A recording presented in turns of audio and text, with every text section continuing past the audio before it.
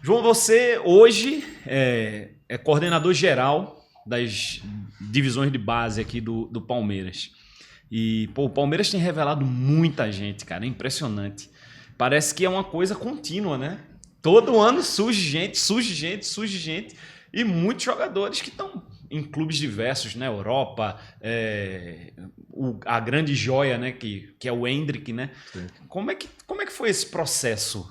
Como é que esse processo se deu aqui no Palmeiras? Primeiro eu tive uma grande escola, né? O Vitória sempre foi uma referência. Eu passei 23 anos da minha vida lá no Vitória, né? Como atleta, depois como treinador e depois como coordenador da base. Durante 9 anos eu coordenei a base Vitória e trabalhei 6 meses no profissional. E então o Vitória ele tem essa marca de formação. E aí o Palmeiras, quando mudou a chave que profissionalizou o clube, a partir de 2015 teve a chegada de Alexandre Matos como executivo, Cícero Souza como gerente e João Paulo como executivo da base, né? Então, assim, dali a gente viu que o Palmeiras estava num caminho, né? Com um alicerce bem firme, né? Fechou o clube politicamente, deu liberdade aos executivos que ele contratou, né? Que são esses 3. E daí o clube foi bem profissionalizado e em todas as áreas o clube vem chamando atenção, não é só na base. Mas na base a gente sabe que o Palmeiras nunca foi referência, nunca foi um clube entre os 15 melhores, 10 melhores trabalhos do Brasil. O Palmeiras comprava muito jogador, né? Principalmente, o Chiquinho até lembrou aqui antes do programa, a época da Parmalat e tal. Tinha essa característica, né? Porque não tinha uma base forte, não tem uma tradição, essa tradição tá começando agora, então não é fácil você mudar a tradição de um clube, que era um clube comprador, certo, de jogadores famosos, que a torcida, que todo mundo estava acostumado com isso, e começar a ver jovens criados em sua casa, identificados com o clube. Isso é mais prazeroso, eu acho, para o torcedor. E isso começou lá nesse profissionalismo que o clube, como um todo, iniciou em 2015. Né? Então, assim, a gente foi bem focado principalmente no campo. Por exemplo, o Palmeiras ele tinha uma estrutura muito grande fora do campo. Serviço social, financeiro, administrativo, e no campo ele tinha pouca gente. E ninguém vai querer saber do que você está fazendo fora se o campo não chamar atenção. Pois é. É o que vai trazer torcida, é o que vai vender o clube, né? Não adianta, né? Eu sou bem claro, eu falo assim, ó, esse é o cartão de visita. E o cartão de visita nosso é o campo. Não adianta eu dar meu cartão e o campo lá, mas o Palmeiras não tem bons jogadores, o Palmeiras não tem bom trabalho, o Palmeiras não é referência. Então, cartão de visita de qualquer clube é o campo. Sim. Clube de futebol é o campo. Se o campo está chamando a atenção, as outras áreas depois, com certeza, vão começar a aparecer também.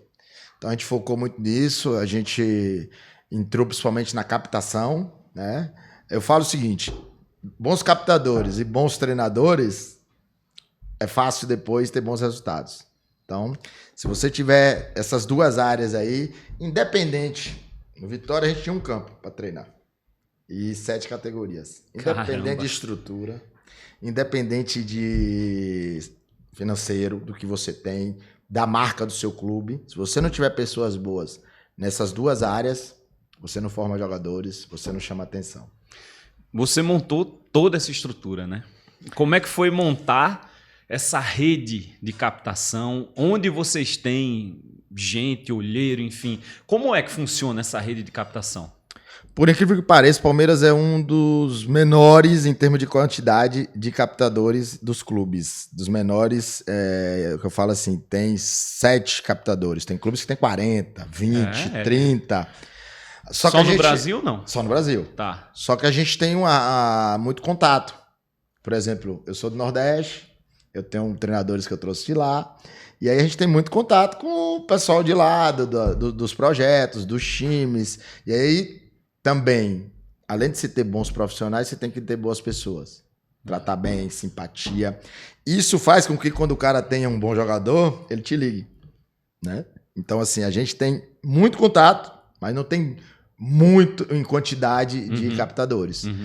Eu só tenho um no Nordeste. Tem clubes lá que tem um em cada estado do Nordeste, né? Outros clubes. Então, assim, eu também prefiro ter o melhor do que ter vários, né? Não é quantidade. Mas o importante é ter esse relacionamento com todos os projetos, com os clubes que fomentam esses clubes maiores, né? Que fomentam o futebol brasileiro. O que tem que ter um treinador de base para ele ser bom, para ele chamar a atenção? Porque é muito diferente de um profissional, né? Você está pegando ali, de repente, um adolescente, às vezes até sub-15. O que ele tem que ter para ele ser bom, para chamar a atenção? O que você buscou nesses profissionais?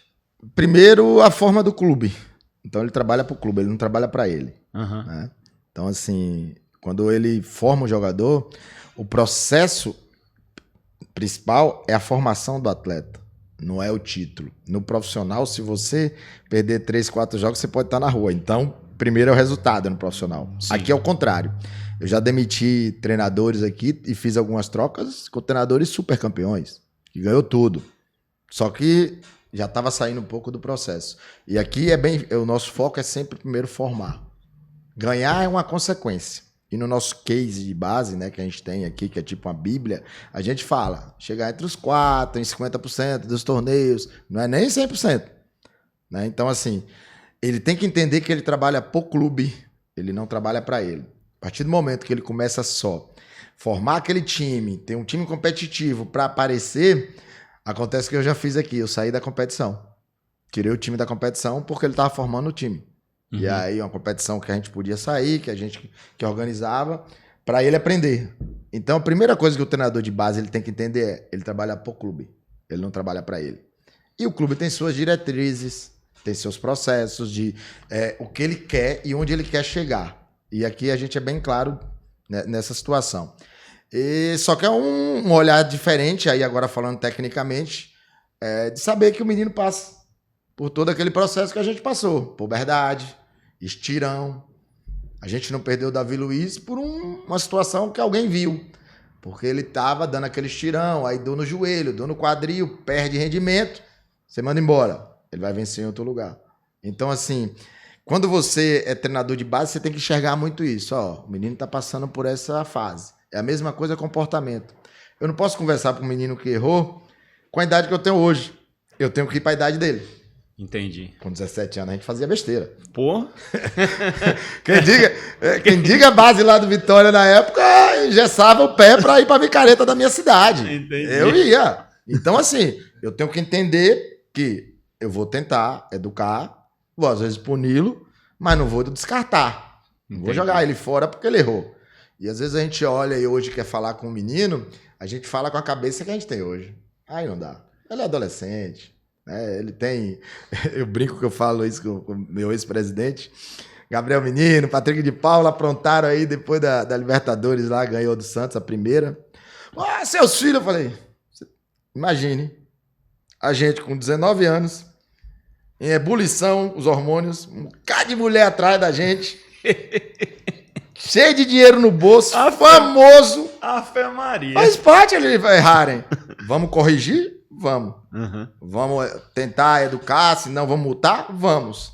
Mas não é por isso, ele não é um jogador que a gente quer. Né? Então, assim, isso tem que ser também um dos quesitos que o bom treinador da base tem que ter. Enxergar que o menino ali tem aquela idade, aquele processo que a gente já passou. E vir um pouco para a idade dele. E aí, gostou do conteúdo? Inscreva-se aqui no nosso canal e ativa o sininho das notificações para você não perder nada. Tamo junto!